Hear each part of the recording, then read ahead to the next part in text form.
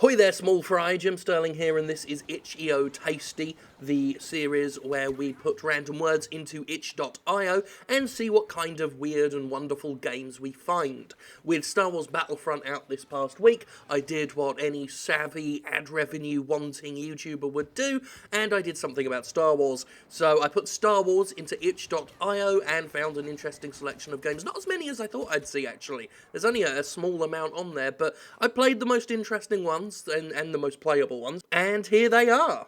Kicking us off is Star Wars World, a multiplayer first-person shooter that I was surprised to see people actually playing. The servers aren't entirely packed. In fact, at max I saw 12 people online, but that's 12 more than I thought would be online.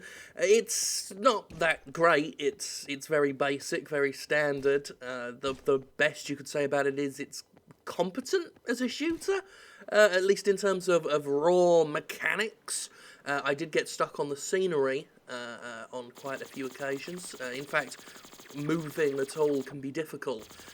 It seems to be stormtroopers versus stormtroopers, which I don't know if there's any canon that supports that.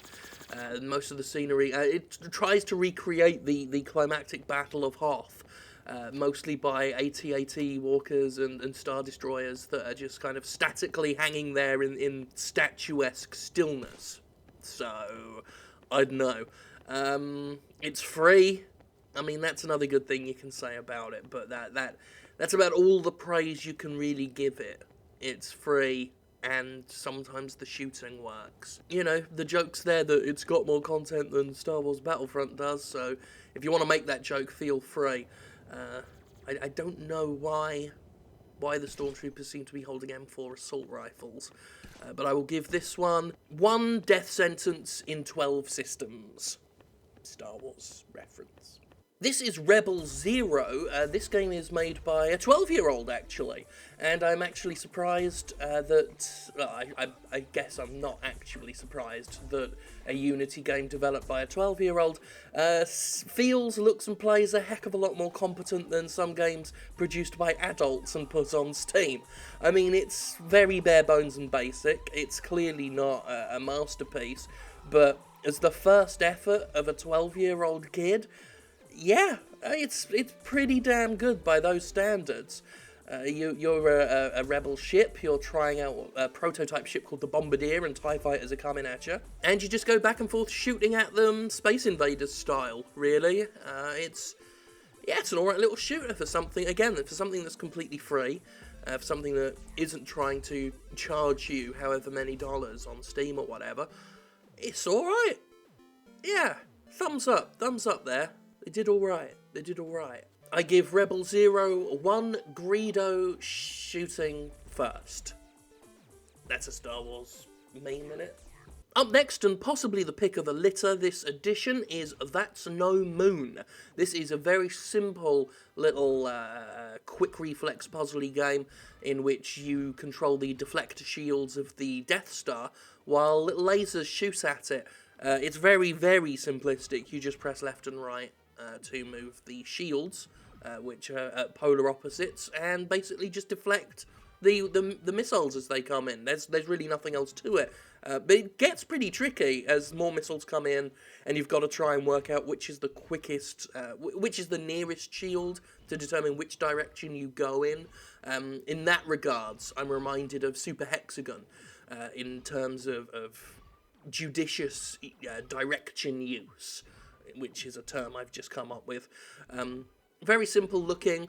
I keep saying the word simple. That's really shitty of me as a critic, because there are more words than that in the English language. But the point is that I quite like it. If this were on mobile or something, it's one of those ones I'd probably sort of have on my phone as a kind of quick 5-minute burner or something. Of course, I don't think it would ever make it to a mobile device because of the amount of copyright infringement that's going on, which is, of course, why it's remaining firmly within the realm of the fan game, sat there for free in your browser.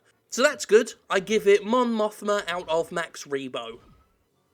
It's more Star Wars references there. Like I said, the Star Wars selection was thin on the ground, so this is actually the last one we'll be covering. This one is called Endless War, and I have no idea what it's got to do with Star Wars. You're a caveman protecting your base from monsters that are coming to claw at it. That's really all there is to it. You shoot at the little, I think they call them space moles, as they try and destroy your hut in the centre of the screen. You pick up debris that falls from the sky. The debris is made of memes, various things like the companion cube and pokeballs, and you use all that to fuel a generator on one side of the screen.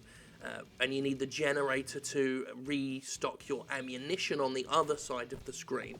And it's actually pretty tricky, because trying to balance all that with the things coming on either side to attack your thing is really difficult. Really difficult. So, yeah, it's alright.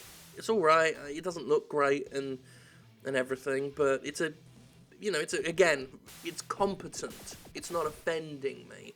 It's just what it is. It's alright. It's okay. It's got nothing to do with Star Wars.